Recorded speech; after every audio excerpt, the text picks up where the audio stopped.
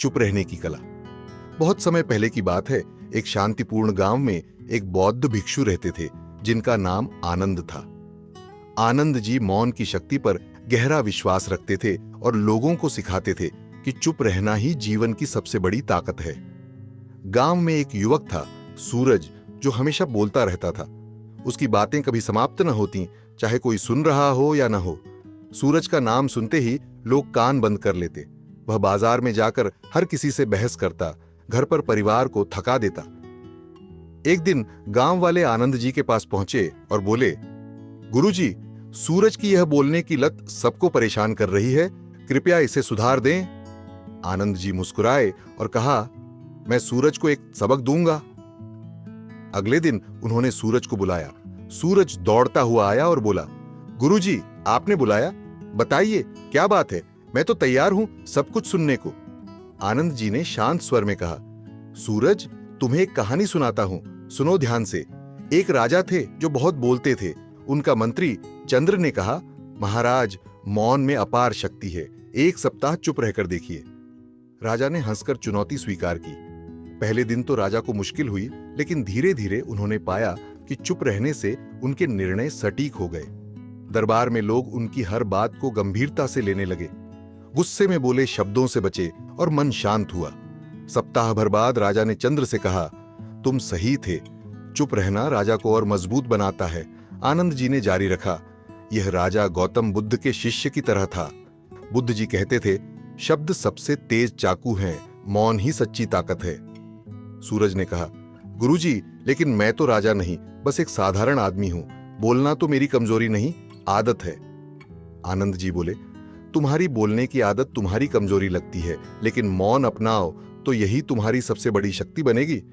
कल से एक सप्ताह के लिए मौन व्रत रखो, केवल जरूरी हो तभी बोलना। सूरज ने हामी भरी, लेकिन मन में शंका थी। अगले दिन सूरज ने मौन शुरू किया।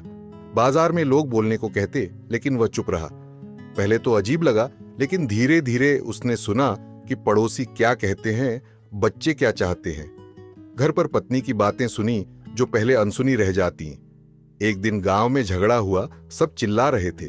सूरज चुप खड़ा रहा। उसकी शांति देख लोग शांत हो गए। 5वें दिन दोस्त ने कहा, सूरज, तू बदला हुआ लगता है, तेरी आंखों में नई चमक है। सूरज ने इशारे से धन्यवाद दिया। सप्ताह पूरा हुआ। सूरज आनंद जी के पास पहुंचा। आनंद जी ने पूछा, कैसा रहा मौन?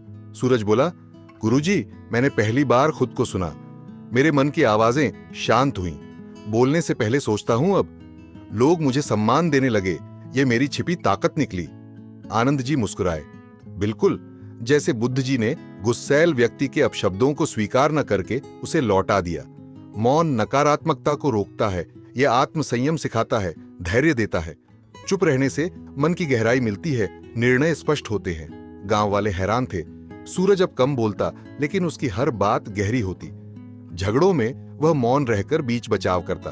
धीरे धीरे गांव शांत हो गया। सूरज ने सबको बताया, बुद्ध जी की सीख है, मौन में ही सच्चा ज्ञान बसता है। ज्यादा बोलना शोर पैदा करता है, चुप रहना शांति। आनंद जी ने आशीर्वाद दिया, तुमने चुप रहने की कला सीख ली, अब जीवन खिलेगा।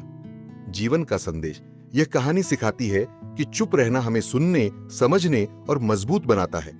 बौद्ध दर्शन में मौन ध्यान का आधार है। आज की भागदौड़ भरी जिंदगी में चुप रहना ही सच्ची सफलता का मार्ग है। इसे अपनाओ और देखो चमत्कार। अगर आपको यह कहानी दिल को छू गई हो तो कृपया इसे लाइक करें और अपने दोस्तों के साथ जरूर शेयर करें, क्योंकि आपकी एक छोटी सी मदद किसी और के जीवन में नई प्रेरणा जगा सकती है। और अगर आप ऐसी ही और भावनात्मक और प्रेरक कहानियां सुनना चाहते हैं तो हमारे चैनल को सब्सक्राइब करें और बेल आइकन दबाना न भूलें, ताकि हर नई प्रेरक कहानी सबसे पहले आप तक पहुंचे।